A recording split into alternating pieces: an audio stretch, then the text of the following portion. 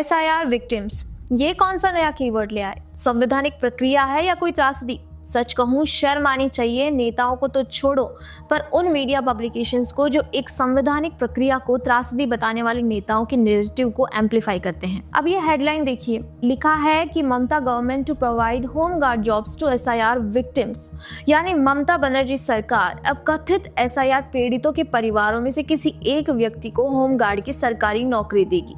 लेकिन ये किसने तय किया कि वे SIR विक्टिम्स थे, और मीडिया ने इस कीवर्ड को क्या सोचकर वैधता दी? विक्टिम्स या पीड़ित, तो आप ऐसे कह रहे हैं जैसे SIR कोई संवैधानिक प्रक्रिया नहीं बल्कि कोई त्रासदी हो, जैसे तूफान पीड़ित, सूखा पीड़ित, बाढ़ पीड़ित, वैसी ही SIR पीड़ित। अपने राजनीतिक फायदे के लिए एक संवैधानिक और प्रशासनिक प्रक्रिया को त्रासदी के रूप में स्थापित करना आपके संवैधानिक पद को केवल एक राजनीतिक पद बनाकर छोड़ देता है। यही असली त्रासदी है।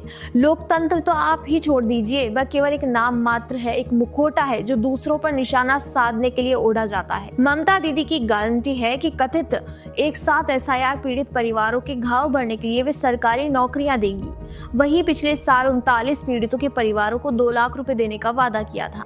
लेकिन कौन कहता है कि इतना पैनिक है कि भारतीय लोकतंत्र के सबसे महत्वपूर्ण स्तंभ यानी चुनाव आयोग की प्रक्रिया को त्रासदी के रूप में स्थापित करने के लिए एक अलग ही पीड़ित क्लास क्रिएट कर दिया जाए? कल को अगर चुनाव आयोग के अधिकारी आपके दरवाजे पर आए और कहें कि SIR की प्रक्रिया करनी है, तो क्या आप इतने डर जाएंगे कि आपकी जान ही निकल जाए? या फिर CAA और NRC के दौरान जैसा पैनिक क्रिएट किया गया वैसा ही राजनीतिक नैरेटिव गढ़ा जा रहा है?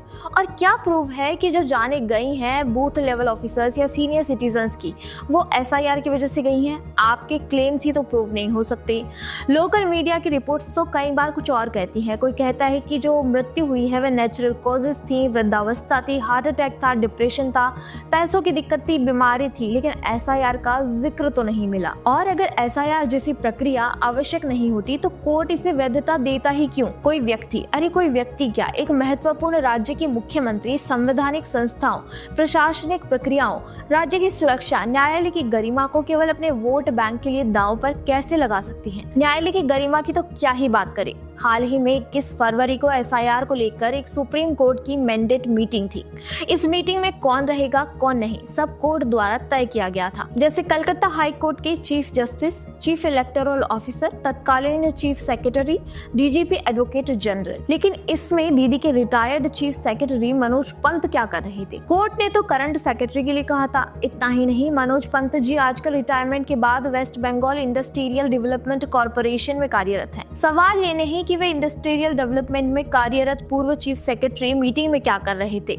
हम सभी को पता है कि क्या कर रहे होंगे। लेकिन सवाल यह है कि जब सुप्रीम कोर्ट ने आदेश दिया था, एक क्लियर लिस्ट दी थी कि केवल गिने चुने लोग ही इस मीटिंग में रहेंगे, तो अब दीदी सुप्रीम कोर्ट की भी नहीं मानेंगी क्या? सुप्रीम कोर्ट मॉनिटर्ड प्रक्रिया को तो मान रख लो, राजनीति सर्वोपरि है। ना संविधान, ना जनता, ना मुख्यमंत्री पद की गरिमा, ना संवैधानिक संस्थाओं का मान, ना न्यायिक प्रक्रिया का सम्मान, बस राजनीति सर्वोपरि है। और इस पाप में ऐसी मीडिया भी उतनी ही भागीदार है जो ऐसी राजनीति को वैधता देती है। आपका इस बारे में क्या विचार है, हमें कमेंट बॉक्स में जरूर बताएं। वीडियो पसंद आए तो लाइक, शेयर एंड सब्सक्राइब करना ना भूलें।